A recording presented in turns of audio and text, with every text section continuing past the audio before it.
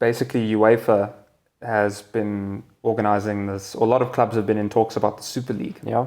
Oh, yeah. And then FIFA issued an ultimatum to players, not to clubs, but to players, that if they play in the Super League, they will be banned from the FIFA World Cup.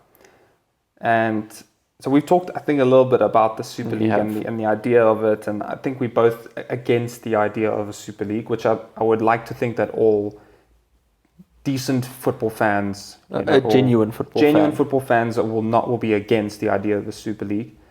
But I'm curious what your thoughts are on that ultimatum and the future of this sort of FIFA and UEFA. Look, it's tough because obviously FIFA being the governing body for international football, and then I guess football as a whole, they do kind of have that power to do that. But do they have the power to kind of ban a player from representing their country? That for me is a bit maybe extending that power too far. It's the only thing they can do, though.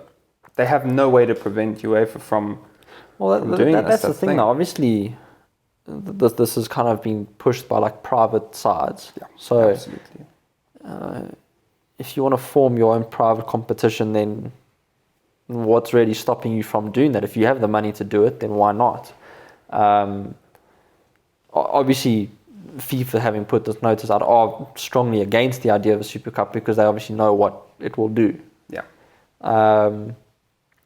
Is it fair to kind of put that kind of a repercussion on a player? Because obviously now, let's say a player who plays for, let's call it Manchester City, he doesn't want to play in the Super League, but he wants to play for Manchester City. That means he'd now have to leave Manchester City if he wants to then obviously play for his national team and for Man City.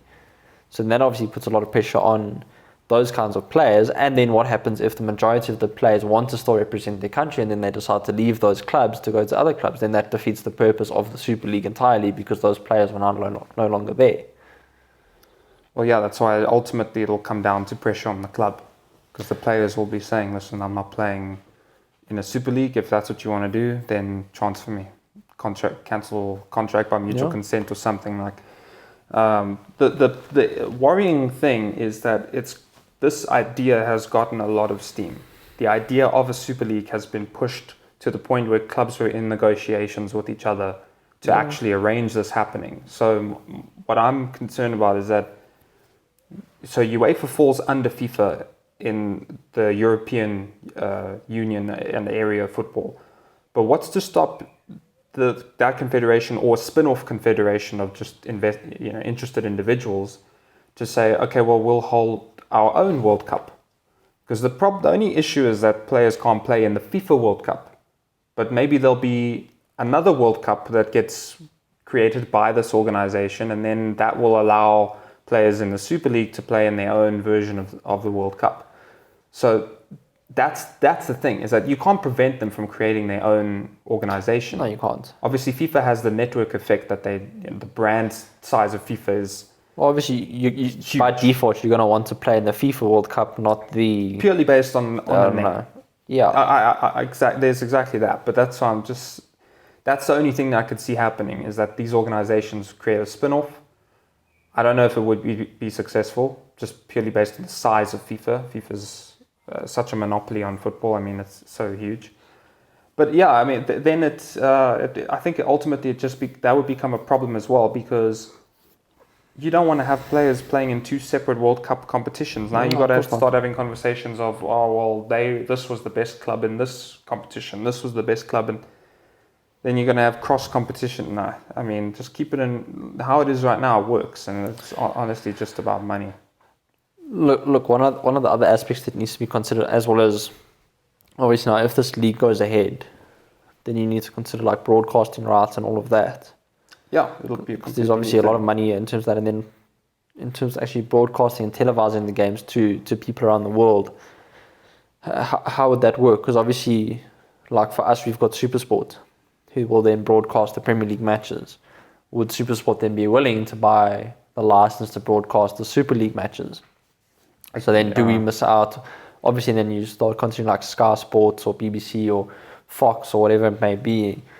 Well, that's the problem, is that this league will undoubtedly draw attention. If I've got a competition between the top 8 teams in the world, you can't tell me that's not appealing. But it is absolutely appealing. But then you need to consider the longevity of that. How long will this competition stay novel? Because sure. Champions League, obviously now Champions League is kind of... it's changing that format. It is like that now, where you see the best club in England play the best club in Spain. Yeah. And everyone gets excited that there's a hype around because it's novel. You don't see this on a regular basis. Not to mention that you then have the draw, so it's completely randomized.